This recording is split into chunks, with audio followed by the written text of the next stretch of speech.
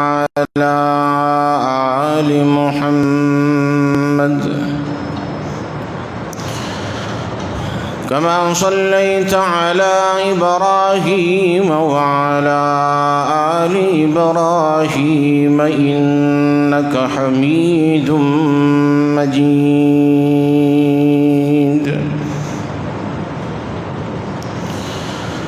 اللهم بارك على محمد وعلى آل محمد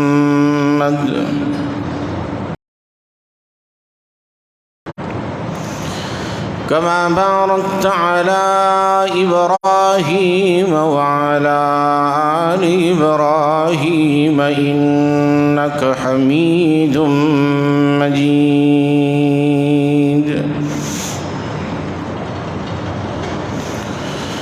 رب اشرح لي صدري ويسر لي أمري واحلل عقدة من لساني يفقه قولي أما بعد فأعوذ بالله السميع العليم من الشيطان الرجيم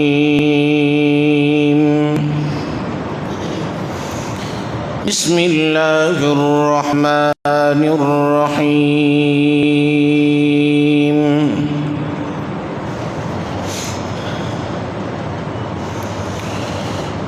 وإن يمسسك الله بضر فلا كاشف له إلا هو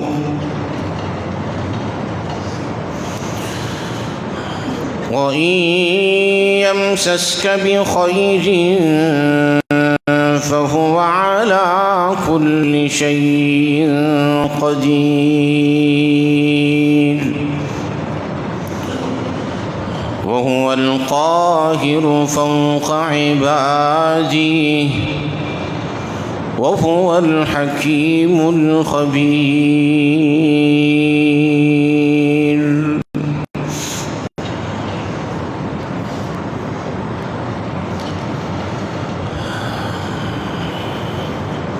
قال النبي صلى الله عليه وسلم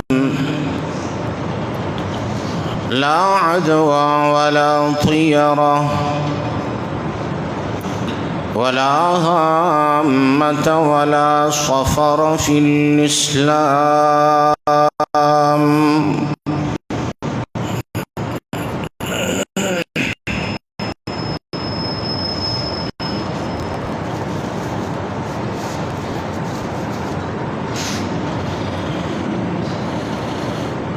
معزز سامعین کرام،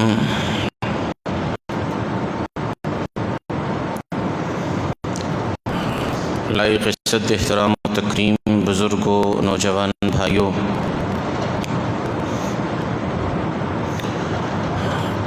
سننے والی اسلامی روحانی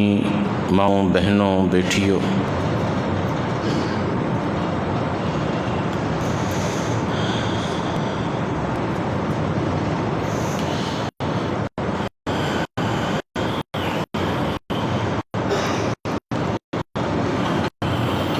میں اور آپ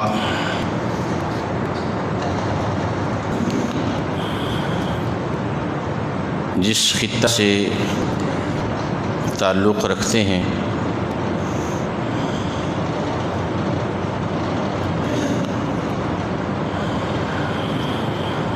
پوری دنیا میں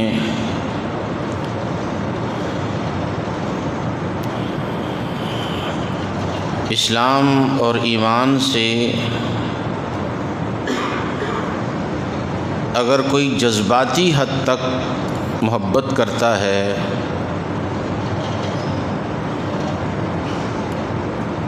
اور اللہ اور اس کے رسول سے بھی اگر کسی کو پوری دنیا میں جذباتی حد تک ان سے عقیدت، محبت اور احترام کا تعلق قائم ہے تو یہی خطہ ہے کہ ان کے یہ دنیا کی ہر چیز برداشت کر سکتے ہیں،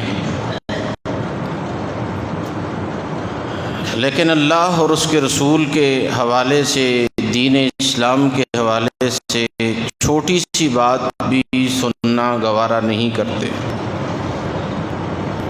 یہ بالمبالغہ بات کی گئی ہے، اس میں کوئی دو رائے نہیں ہے۔ یہ دنیا کئی ایک مرتبہ یہ سب کچھ دیکھ چکی ہے، لیکن یہ تو بڑی خوش آئند بات ہے کہ ہمارا اللہ اور اس کے رسول کے سوا ہے ہی کیا اس دنیا میں۔ دین اسلام بھی ہمارا اوڑھنا اور بچھونا ہے اور ہونا چاہیے، لیکن دوسرا رخ جو ہے وہ انتہائی خطرناک ہے، اور وہ شاید میں یہی سمجھتا ہوں کہ وہ لا علمی کی وجہ سے ہے، دین سے دوری کی وجہ سے ہے۔ جیسے ایک چھوٹی سی مثال دیتا ہوں بات سمجھانے کے لیے، کہ جب اللہ کے رسول صلی اللہ علیہ وسلم سے محبت کی باری آتی ہے تو یہ بر صغیر پاک و ہند کا بچہ پڑھا ہے، ان پڑھ ہے، کوئی عالم ہے یا عام شخص ہے، وہ اللہ کے رسول صلی اللہ علیہ وسلم کی محبت میں اپنا سب کچھ قربان کرنے لٹانے کو تیار ہو جاتا ہے، لیکن وہیں پہ جب اللہ کے رسول صلی اللہ علیہ وسلم کی بات پیدا ہونے کی بات آتی ہے تو پھر ہچکچا جاتے ہیں، پھر پاؤں پیچھے کھنچ جاتے ہیں، پھر مصلحتوں کا شکار ہو جاتے ہیں، پھر کہتے ہیں جی دنیا بھی تو رکھنی ہوتی ہے نا جی۔ تو یہ انتہائی خطرناک پہلو ہے۔ ایک طرف تو تعریف ہی تعریف ہے اور جتنی کی کم ہے، لیکن دوسری طرف یہ انتہائی خطرناک پہلو ہے کہ ہم اللہ کے رسول صلی اللہ علیہ وسلم سے محبت تو دنیا کی ہر چیز سے بڑے کرتے ہیں، لیکن ان کی بات کو ہم ماننے کے لیے تیار نہیں ہوتے، اور کتنی باتیں ہم صرف یہ کہہ کے چھوڑ دیتے ہیں جاننے سمجھنے کے باوجود کہ جی دنیا کیا کہے گی، برادری ناراض ہو جائے گی، قبیلہ خفا ہو جائے گا، دوست ناراض ہو جائیں گے، میری جو ہے وہ دفتر والے ناراض ہو جائیں گے۔ اس حد تک ہم اللہ اور اس کے رسول کی باتوں کو جب کمپیریزن کرتے ہیں اپنے دفتر سے، اپنے گھر والوں سے، اپنے قبیلے کنبے سے، تو میرے بھائیوں نتیجتاً اللہ معاف فرمائے العیاذ باللہ ہمیں اللہ کے رسول کی بات کو چھوڑنا آسان لگتا ہے، اپنے دفتر کو بچانا زیادہ عزیز نظر آتا ہے۔ یہ انتہائی خطرناک پہلو ہے میرے بھائیوں۔ گزارش یہ ہے کہ وہ عقیدہ جو میرے اور آپ کے ایمان کی، اسلام کی اساس اور بنیاد ہے، اس عقیدے میں ہی بنیادی طور پر ہم اتنے توہمات کا شکار ہیں اور اتنے تخیلات کا نظری فکری جو ہے وہ ہم توہمات کا شکار ہیں کہ ہم سوچ نہیں سکتے۔ یعنی ہمارا ایمانی لیول بحیثیت مسلمان، بحیثیت مومن مسلمان اہل اسلام، ہمارا ایمانی لیول کیا ہونا چاہیے اور آج ہمارا ہے کیا،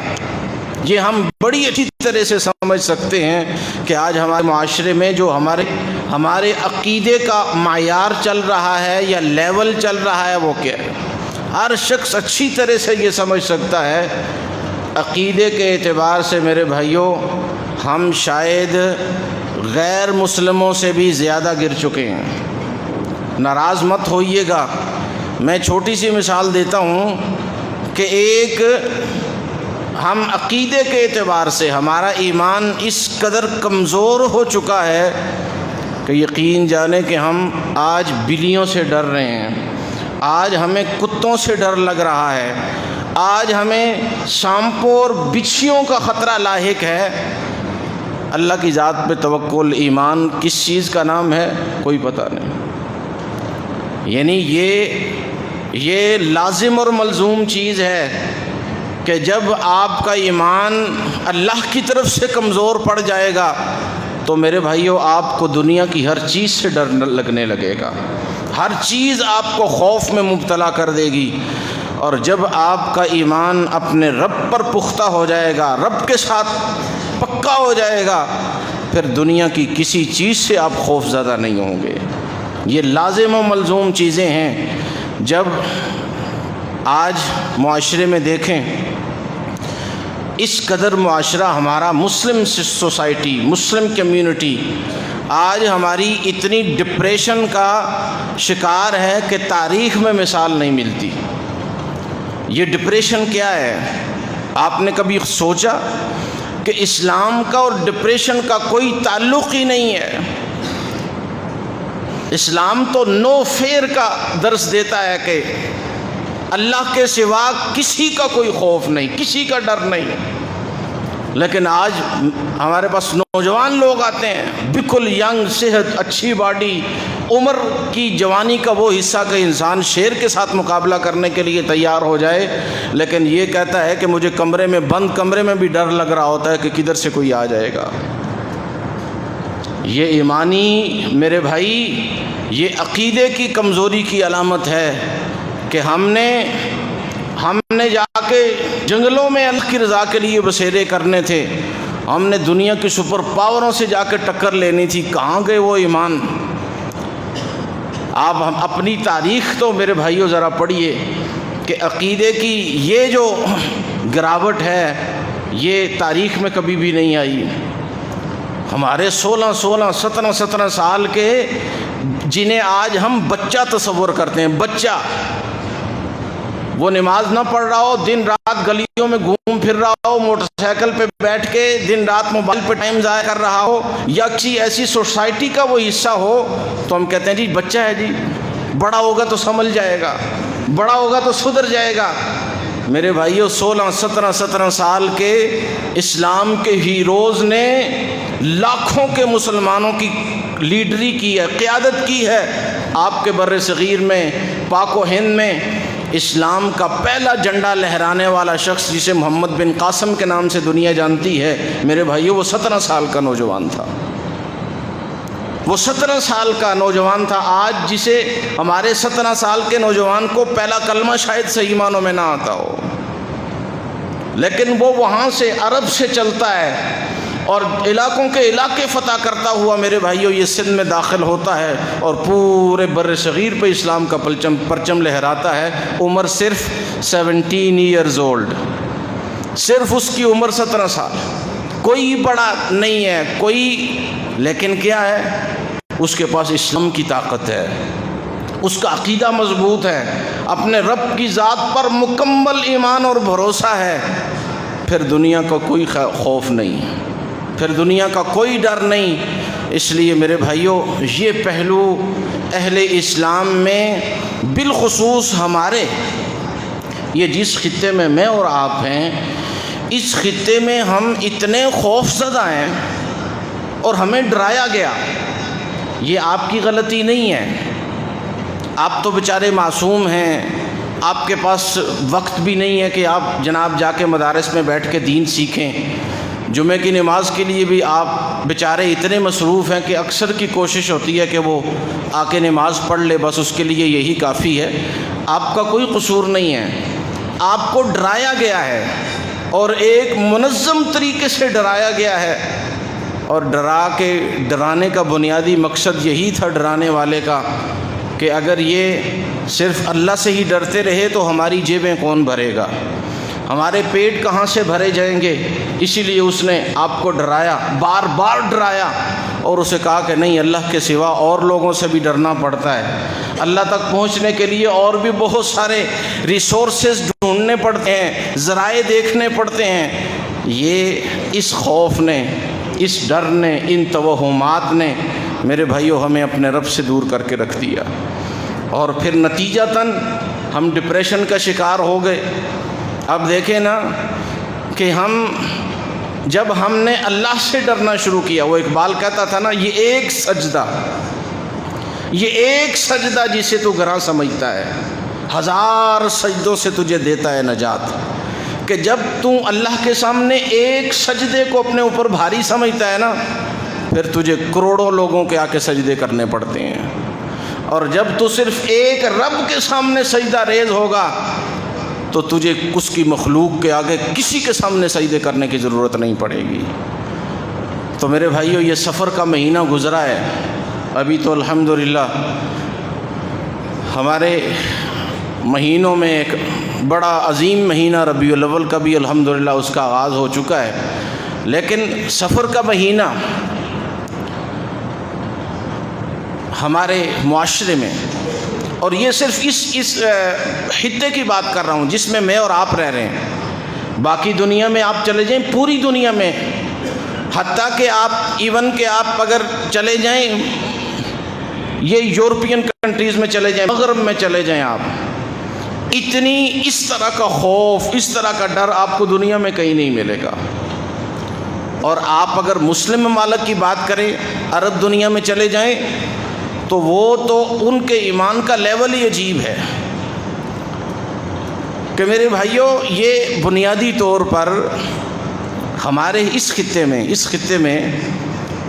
پاکستان ہو گیا، انڈیا ہو گیا، بنگلہ دیش ہو گیا، یہ جو ہمارے نیپال، بھوٹان، یہ جو ہمارے قرب و جوار کے سری لنکا، ان میں جو ہمارے مسلم لوگ رہ رہے ہیں، ان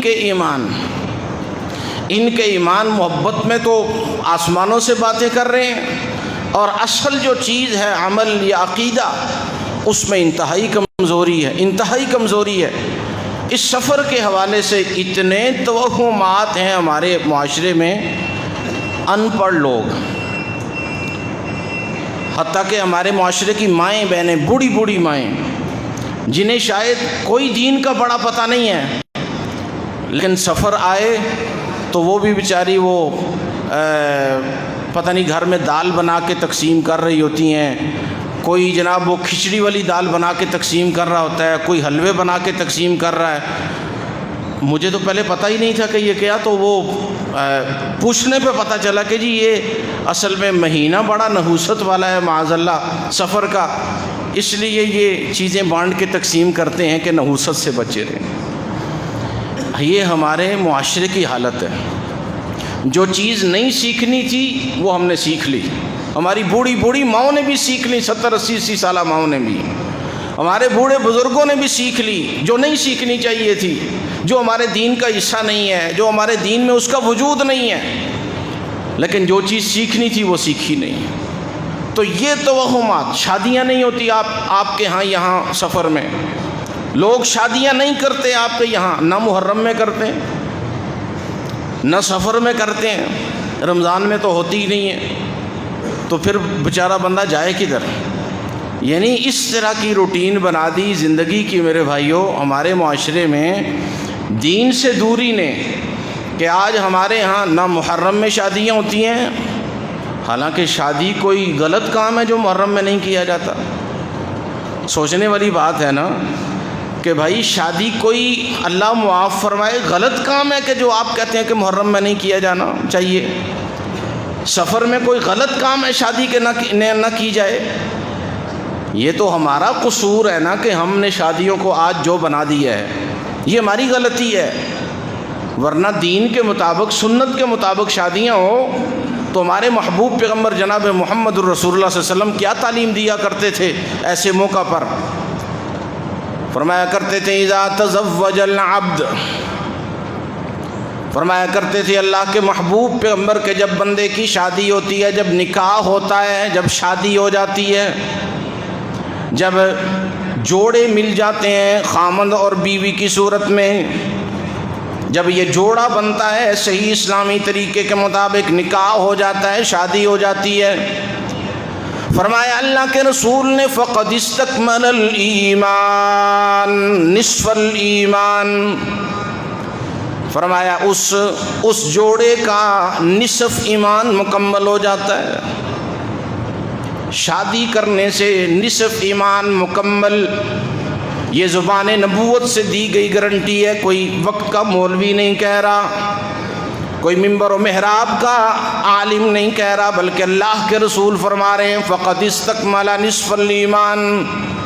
اور دنیا جہان کے اندر رہنے والوں، یہ شادی، جب تم شادی کرتے ہو تو تمہارا نصف ایمان مکمل ہو جاتا ہے، نصف ایمان۔ فَلْيَتَّقِ اللَّهَ فِي نِصْفِ الْبَاقِي، فرمایا حضور پیغمبر نے کہ اب اسے نصف ایمان کے بارے میں اللہ سے ڈرتے رہنا چاہیے۔ دین تو ہمارا یہ کہ اگر دین کے دائرے میں رہ کے آپ کوئی بھی کام کریں گے آپ کو اس کا اجر ملے گا۔ کاروبار کرنے جائیں گے، صبح سے لے کر شام تک آپ اپنا اور اپنے بیوی بچوں کا پیٹ پالیں گے، اگر دین اصولوں کے مطابق ہوگا تو آپ کو اجر ملتا رہے گا۔ ہم آپ اپنی ذات کے لیے کریں گے لیکن دین کے مطابق ہوگا تو اجر ملتا رہے گا۔ یہ صورتحال ہے، لیکن ہمارا ایمان خوف ہی خوف، ڈر ہی ڈر، جس کا اسلام میں تصور ہی نہیں، ڈپریشن ہی ڈپریشن۔ یہ دیکھیں نا کہ اس طرح یہ خوف اور یہ اتنی تیزی سے بڑھتا جا رہا ہے، اللہ معاف فرمائے۔ یہ جو ڈپریشن ہے، یہ خوف ہے، یہ جو آج کل لوگ اکثر سائیکی ہوئے ہیں، بالکل یعنی ہر چیز کا خوف ہے انہیں۔ وہ کہتے ہیں جی ہم جب چلتے تو ہمیں محسوس ہوتا ہے کہ ہمارے پیچھے کوئی چل رہا ہے، کمرے میں جاتے ہیں تو آواز آنے لگتی ہے۔ میرے بھائیو، یہ 110% یہ چیزیں انسان کے نفسیات سے تعلق رکھتی ہیں، ان کا وجود نہیں ہے، یہ یاد رکھیے گا، ان کا کوئی وجود نہیں ہے اس چیز کا کہ آپ کے پیچھے کمرے میں کوئی آپ کے ساتھ چل رہا ہو۔ یہ اس فقیر کی باتوں کو سمجھیے گا، اس مقصد کے حصول کے لیے آپ کو دنیا والے ڈرا کے آپ سے لاکھوں روپے لے رہے ہیں، لیکن یہ بات سمجھیے کہ ایسی کوئی چیز نہیں ہے جو آپ کے پیچھے چل رہی ہو، یہ صرف آپ کی نفسیات ہیں،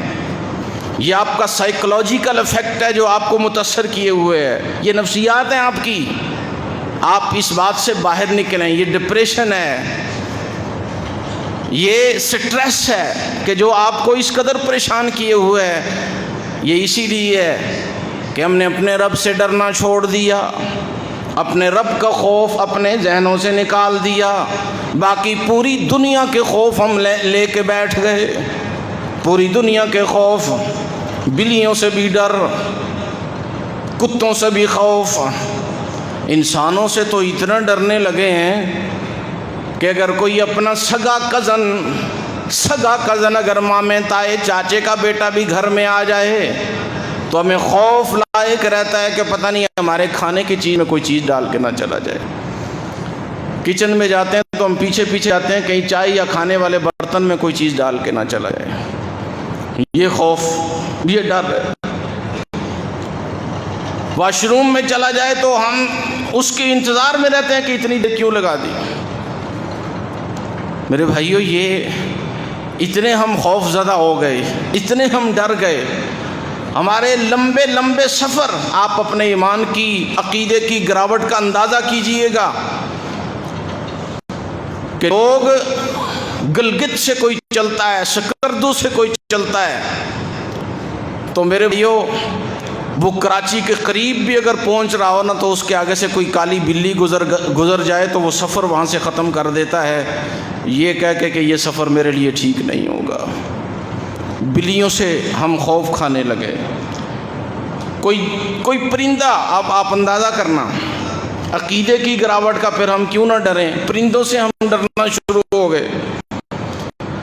کہ کوئی پرندہ اگر ہماری دیوار پہ روٹین سے آ کے بیٹھنا شروع ہو جائے تو ہمیں خوف لاحق ہو جاتا ہے کہ یہ روز ہماری دیوار پہ کیوں بیٹھتا ہے، روز ہماری دیواری پہ ہی کیوں کے بیٹھتا ہے، کسی اور کے پاس کیوں نہیں جاتا۔ کہتے ہیں ہمیں لوگ کہ ہماری سب سویرے اتنے کوے، بھائی اللہ کی مخلوق ہے، انہیں شاید وہاں کھانے کی کوئی چیز ملتی ہو، آ جاتے ہوں گے۔ تو میرے بھائیوں، جب آپ اپنے حقیقی رب سے ڈرنا چھوڑ دیں گے، خوف کھانا چھوڑ دیں گے، پھر آپ تنکوں سے بھی ڈریں گے، اللہ اکبر، کیا ایمان سکھایا تھا اللہ کے رسول نے اپنے ساتھیوں کو صلی اللہ علیہ وسلم۔ حضرات صحابہ کا ایمانی لیول تو ذرا آپ چیک کریں، پھر اپنے ایمان پہ نظر دوڑائیں کہ ان لوگوں کے دل میں دنیا کے کسی چیز کا کوئی خوف نہیں ہوتا تھا، کوئی ڈر نہیں ہوتا تھا۔ ڈر خوف نام کی کوئی چیز نہیں۔ دو باتیں، دو واقعات۔ حضرت خبیب رضی اللہ تعالی عنہ بڑے پیارے ساتھی ہیں اللہ کے رسول کے، کفار نے پکڑ لیا، قیدی بنا لیا۔ اب جب انہیں سولی پر لٹکانے کے لیے لے جایا جا رہا ہے تو وقت کے کافر عتبہ شیبہ ان سے پوچھتے ہیں، مار مار کے پوچھتے ہیں، سزائیں دے کے کہ اے خبیب اب تیری زندگی کا آخری وقت ہے، کہ تمہارا کیا خیال ہے کہ اگر اتنی اذیتوں جن میں تمہیں گزرنا پڑ رہا ہے، اتنی مصیبتوں میں جن میں تمہیں گزرنا پڑ رہا ہے، کیا تم چاہتے ہو کہ تم جہاں ہو یہاں تمہارے محبوب ہوتے محمد صلی اللہ علیہ وسلم اتنے کرب میں بندہ مبتلا ہو، اتنی آزمائشوں میں ڈالا جا رہا ہو اور اسے سولی پہ چند لمحوں بعد لٹکایا جانے جا رہا ہو، اور پھر اسے یہ کہا جائے کہ اگر صرف تو اتنا کہہ دے تو تیری جان کی خلاصی ہو سکتی ہے کہ میں جہاں ہوں یہاں محمد ہوتے صلی اللہ علیہ وسلم۔ ذرا خوف دیکھیے گا، ڈر دیکھیے۔ اور پھر تصوراتی دنیا میں یہاں بیٹھے بیٹھے خبیب کی جگہ اپنے آپ کو رکھیے، آپ کے سامنے آپ کے سر پر موت منڈلا رہی ہو، اور پھر آپ سے کوئی پیچھے پوچھے کہ آپ کا محبوب قائد یہاں ہو، صرف زبان سے اتنا کہہ دو تو تمہیں چھوڑ دوں گے، تمہیں چھوڑ دیا جائے گا، جان کی خلاصی پا جاؤ گے۔ اللہ اکبر۔ جواب سنی حضرت خبیب رضی اللہ عنہ۔ حضرت خبیب فرمانے لگے، او کملو تمہیں کیا پتہ ایمان نام کس چیز کا ہے، عقیدہ کس چیز کا نام ہے؟ تم تو یہ کہتے ہو کہ جہاں میں ہوں وہاں محمد ہو، مجھے مارا پیٹا جا رہا ہے، اسی طرح محمد صلی اللہ علیہ وسلم کو معاذ اللہ مارا پیٹا جائے، جس طرح میں خبیب سولی پہ چڑھنے جا رہا ہوں اس طرح محمد کو سولی پہ لٹکایا جائے، معاذ اللہ تم یہ کہلوانا چاہتے ہو مجھ سے؟ اللہ کی قسم خبیب تو یہ کہتا ہے کہ خبیب کی یہ ایک جان نہیں بلکہ ہزاروں جانیں ہوں، اور وہ پھر اسی طرح یکے بعد دیگرے یوں ہی تمہارے ہاتھوں پٹاتا ہوا قربان کرتا جائے، لیکن اللہ کے رسول کو آنچ تک نہیں آنی چاہیے۔ ہمارے محبوب پیغمبر کو وہ ہم اپنی زبان میں کیا کہتے ہیں کہ تتی ہوا بھی نہیں لگنی چاہیے تھی، ہم بے شک چلے جائیں۔ خوف نہیں تھا نا، موت سے ڈر نہیں تھا۔ اور میرے بھائی یہ موت سے کوئی بڑی چیز ہے؟ سب سے زیادہ موت کا خوف لائق ہے، اور یہ لوگ نہیں ڈرتے تھے۔ اللہ اکبر۔ مسیلمہ کذاب کو یہ بھی نبوت کا دعوے دار تھا۔ اللہ کے رسول صلی اللہ علیہ وسلم کی ایک بڑی پیاری صحابیہ ہے، ان کا بیٹا مسلمہ کذاب کے پاس جاتا ہے، جا کے اسے کہتا ہے کہ مسلمہ کذاب تو جھوٹا ہے۔ کہتا ہے یار مجھے نبی مان لو، میں نبی ہوں۔ وہ کہتا ہے نہیں تو جھوٹا ہے۔ میرے بھائی اس کا ایک بازو کاٹ دیا جاتا ہے۔ کہتا ہے آپ کہے گا؟ اس نے کہا تو جھوٹا ہے۔ اس کا دوسرا بازو کاٹ دیا جاتا ہے۔ آپ اندازہ کرنا ذرا، ایک کانٹا چبھے تو کیا تکلیف ہوتی ہے، اور یہاں بازو کٹ رہے ہیں۔ حتیٰ کہ میرے بھائیوں پھر اس کو پھر پوچھا جاتا ہے، پھر وہ کہتا ہے کہ مسیلمہ کذاب تو جھوٹا ہے، تو جو مجھے تکلیف دے رہا ہے تیرے جھوٹ میں اور اضافہ ہوتا جا رہا ہے کہ نبی تو اس طرح سے کیا ہی نہیں کرتے، ہمارا نبی تو رحمت للعالمین ہے، تو جھوٹا ہے، تیرے جھوٹ میں کوئی دو رائے نہیں ہے۔ حتیٰ کہ میرے بھائیوں اسے شہید کر دیا جاتا ہے اس کو۔ اور جب ماں کو خبر ملی نا، کلیجے پھٹ جاتے ہیں ماؤں کے میرے بھائی، جب وہ اپنے بچے کی وفات کی یا شہادت کی خبر سنے، کلیجے پھٹ جاتے ہیں ماؤں کے لیکن یہ بھی کیا مائیں تھیں، اللہ اکبر، کیا مائیں تھیں۔ اللہ نے ایسی عورتیں اس وقت اس دور میں پیدا کیں، اللہ رب العزت نے اس دنیا میں بھیجیں کہ جن کے ایمان اور عقیدے اس قدر مضبوط تھے، جب اسے اطلاع ملی اور کسی نے پوچھا دیکھنا تیرے بیٹے کے ساتھ کیا ہوا، اس نے کیا پوچھتے ہو کیا ہوا، میں نے اس کو جنا ہی اسی لیے تھا، میں نے اسے پیدا ہی اسی لیے کیا تھا کہ یہ میرے محبوب نبی کی ختم نبوت کی چوکیداری کرتے کرتے شہید ہو جائے، لیکن آنچ نہ آنے دے۔ آج ہم پتہ کن سوچوں میں مبتلا ہیں، اتنے کمزور، اتنے عقیدے ہمارے کمزور۔ آپ ایمانی لیول چیک کرنا، یہ مثالیں صرف اس لیے دی جاتی ہیں کہ یہ معاشرے میں آپ دیکھ سکیں۔ 40 لاکھ کی 50 لاکھ کی گاڑی لی اور پیچھے اتنی سی جوتیاں اس کے پیچھے ہم لٹکا دیتے ہیں، آپ نے بھی دیکھی ہوگی۔ بعض تو عام چپل لٹکاتے ہیں، بعض وہ اچھی سی بنا کے جناب وہ اس کے پیچھے جناب وہ اس کے پیچھے لٹکا دیتے ہیں۔ اور اگر منطق پوچھی جائے، وجہ پوچھی جائے کہ بھئی یہ تم کیوں کر رہے ہو، کہتے ہیں جی یہ جوتی جو ہے یہ اس گاڑی کو ہر قسم کی آفت سے بچائے گی۔ یہ ایمانی لیول ہے۔ یہ اتنے ہمارے کمزور ایمان ہو گئے کہ میرے بھائیوں، اگر ہم کبھی سوچتے نہیں کہ یہ مکان بنا کے کروڑوں روپے لگا کے چھت کے اوپر اگر ہم کوئی ہنڈیاں لٹکا دیں یا اپنی گاڑیوں کے پیچھے جوتیاں لٹکا دیں جن سے ہم سمجھتے ہیں کہ ان آفات سے بچ جائیں گے، تو پھر تو میرا خیال ہے موچی جو اس جوتی کو بنانے والا ہے وہ تو پھر بڑے بڑے محلات میں بیٹھا ہو اگر اس کے نصیبے جوتیوں سے ہی بنتے ہوں۔ اور ہم کبھی یہ فکر نہیں کرتے کہ وہ کمہار جو برتن بنانے والا ہے، اگر ان جو ہے وہ جو ہم اپنی چھتوں پہ ہانڈیاں رکھتے ہیں، اگر ان سے اس کے حالات بہتر ہونے والے ہوں، پھر تو وہ وہاں بیچارہ سر پہ بیٹھ کے کیوں وہ پورا دن جو ہے وہ دھول چاٹتا رہتا ہے۔ اپنے ایمان کا کوئی لیول بنائیے میرے بھائیوں، اپنی عقیدے کو دیکھیے کہ دنیا کا کوئی خوف نہیں۔ دنیا میں سب سے بڑی خوف کی جو چیز ہے وہ موت ہے، اور یہ میں نے آپ کے سامنے 2 موت کی مثالیں دی ہیں حضرات صحابہ کی، اور اس طرح کی 20 مثالیں ہیں۔ آج ہم یہ اپنے تھانے میں جا کے نا ایس ایچ او سے بات نہیں کر سکتے،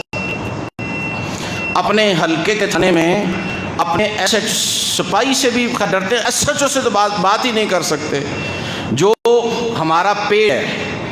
میرے اور آپ کے پیسے مل کے تنخواہ وہ یہ سارے چلتے ہیں، ہمارے خون پسینے کی کمی ہے، لیکن کیا ہے بات نہیں کر سکیں گے، اپنا معافی ضمیر نہیں اس کے سامنے بیان کر سکیں گے کہ پتہ نہیں ہمیں جیل میں ہی نہ ڈال دے۔ اپنے حلقے کے، اپنے تھانے کے، اپنے ایس ایچ او سے ہم اتنا ڈرتے ہیں۔ اور حضرات صحابہ کی طرف دیکھیے گا کہ جب اللہ کے رسول صلی اللہ علیہ وسلم قاصد بھیجتے تھے دوسرے ممالک کی طرف، دوسرے حکمرانوں کی طرف، جو حکمران صرف حکمران نہیں بلکہ اپنے آپ کو رب کہا کرتے تھے کہ ہم رب ہیں، ان کے سامنے جب وہ صحابی جاتے تھے تنے تنہا، کوئی ساتھ لاہو لشکر نہیں ہوتا تھا، 50-100 لوگ، اکیلا بندہ ہے، جا کے بادشاہ کے سر وہ جو تخت ہوتے تھے ان پر یوں سینہ جو ہے وہ چوڑا کر کے کھڑے ہوتے تھے وہ صحابی، اللہ کے رسول صلی اللہ علیہ وسلم کے ساتھی کے، وہ بادشاہ کام جایا کرتے تھے، اور جب اس پہ کھڑے ہو کے کلمہ پڑھتے تھے تو مورخین نے لکھا ہے کہ تخت کانپنے لگتے تھے، وہ لوگ اتنے بہادر تھے۔ موت کیا چیز ہے بھائی؟ اس لیے میرے بھائیوں ہمیں اپنے ایمان کو مضبوط بنانا چاہیے۔ یہ سفر، یہ بیماریاں، یہ کرونا میں دیکھ لینا کیا ہوا، کرونا میں اتنا سٹریس اور اتنا ڈپریشن اور اتنا خوف اور ہراس، میں گارنٹی سے یہ بات کہتا ہوں کہ اتنے لوگ کرونا کی وجہ سے نہیں مرے جتنے کرونا کے خوف سے مرے ہیں۔ اتنے لوگ کرونا سے نہیں مرے ہوں گے جتنا کہ جب وہ کرونا کی وجہ سے ان کو بند کمرے میں پھینک دیا گیا تو ان کو اٹیک ہو گیا، بعض کو برین ہیمریج ہو گیا، بعض اپنا توازن کھو بیٹھے،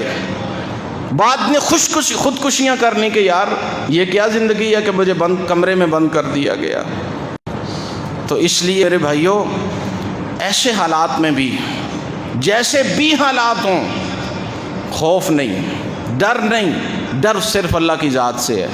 خوف صرف اللہ کا، اور کسی چیز سے بھی نہ گھبرائیں۔ ہاں غلط کام اگر آپ کریں گے تو خوف ہوگا، لیکن جب آپ اچھے ہیں، اچھے کام کرتے ہیں، سچ کی بالادستی کے لیے لڑ رہے ہیں، تو پھر آپ کو کسی قسم کا کوئی خوف نہیں ہونا چاہیے، کوئی ڈر نہیں ہونا چاہیے۔ یہ کرونا ہے یا کوئی کچھ ہے میرے بھائیوں، اس کرونا میں پچھلے 2 سال 2.5 سال میں میرے تجربے کے مطابق جو لوگ جتنے ریلیکس رہے ہیں، کوئی ٹینشن مول نہیں لی، کوئی ڈپریشن نہیں، کوئی سٹریس نہیں، کوئی کچھ نہیں میرے بھائیو، کرونا ان کے پاس سے بھی نہیں گزرا اللہ کی قسم۔ اور جنہوں نے جتنے ماسک چڑھائے، وہ کیا کہتے ہیں سینیٹائزر کیا اپنے آپ کو جناب، بند کیے رکھا، کسی سے سلام نہیں، مسجدوں میں آنا چھوڑ دیا، اللہ کی قسم سب سے زیادہ وہی مرے ہیں۔ اس لیے کہ خوف، چلیں بیماری سے بچنے کی تعلیمات ہمیں اللہ کے رسول صلی اللہ علیہ وسلم نے بھی دی ہیں، لیکن اس کا کیا مطلب ہے کہ آپ جناب کسی کو ملنا ہی چھوڑ دیں؟ یہ رشتہ داری، یہ برادری، یہ بہن بھائی، یہ بچے، یہ تو میرے بھائیوں یہ تو اینٹی سٹریس چیزیں ہیں، اینٹی ڈپریشن چیزیں ہیں۔ آپ کو اگر بڑی سے بڑی پریشانی لائق ہے، میں آپ کو نسخہ بتانے جا رہا ہوں، آخری باتیں آج کے جمعے کی، کہ نسخہ میرے پاس سے یہ لے کے اپنے دامن کے ساتھ باندھ کے اپنے ذہن میں پکا پیوست کر کے لے جائیں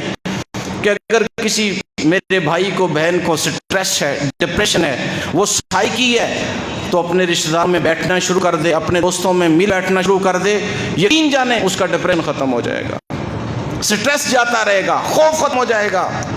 بند کمرے میں بیٹھ رہیں گے تو مزید بڑھے گا۔ اسی لیے یہ رشتہ داریاں تھیں ہی اسی لیے، لیکن اللہ معاف کرے ہم نے جناب اپنی اناؤں کا مسئلہ بنا کے اپنے سکے بھائیوں سے بھی ہم نے منہ موڑ کے ہم بیٹھ گئے،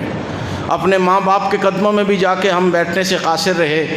کہ جہاں ہمیں سکون ملتا تھا، ہماری زندگیاں ملتی تھیں، ہم آج اپنی رشتہ داریوں کو میرے بھائیوں ہم دور کے علاقوں کے لوگوں کو شاید اہمیت دینے لگ گئے ہیں، لیکن اپنے رشتہ داریوں کو آج ہم نے اہمیت نہیں چھوڑ دی ہے۔ اس لیے حقیقت سمجھیں، یہ چیزیں اینٹی سٹریس ہیں، اینٹی ڈپریشن ہیں، آپ ان کو سمجھیے گا۔ دنیا کا ہر علاج اللہ نے طبی طور پر اس معاشرے میں رکھا ہے، بغیر میڈیکل کے بھی، بغیر ساری چیزوں کے، اگر ہم ان کو اپنائیں تو میں آخری باتیں یہی ہیں آج کے جمعے کی کہ میرے بھائیوں، اسلام میں کوئی نحوست نہیں ہے، ایام میں کوئی نحوست نہیں ہے، دنوں میں کوئی، سالوں میں کوئی نحوست نہیں ہے۔ اگر نحوست ہے تو ہمارے کردار میں ہے، ہمارے اخلاق میں ہے، ہمارے برے کاموں میں ہے، ہمیں ان کی اصلاح کرنی چاہیے جن کی ہم کبھی کرنے کو تیار نہیں۔ کوئی چور ہے تو وہ چوری کرنے سے باز رہے کہ یار میری چوری کی وجہ سے نحوست پھیل رہی ہے، کوئی زانی ہے، کوئی شرابی ہے، کوئی اور کسی بڑے کام میں مبتلا ہے، تو اسے اپنے اس برے فعل کو چھوڑ دینا چاہیے کہ یار میرے اس برے فعل کی وجہ سے نحوست ہے، نہ کہ وہ فعل بھی جاری رکھے اور کہے جی یہ مہینہ چنگا نہیں جی، اس مہینے میں یہ مہینہ بڑا نحوست والا ہے۔ میرے بھائیو یہ مہینے سارے اللہ کے ہیں، ان میں کوئی نحوست نہیں ہے۔ اللہ ایک حدیث قدسی ہے، اللہ تعالیٰ فرماتے ہیں کہ یسبنی ابن آدم، کہ مجھے ابن آدم گالی دیتا ہے، اللہ اکبر، آدم کا بیٹا مجھے گالیاں دیتا ہے۔ اللہ تجھے گالیاں کیسے؟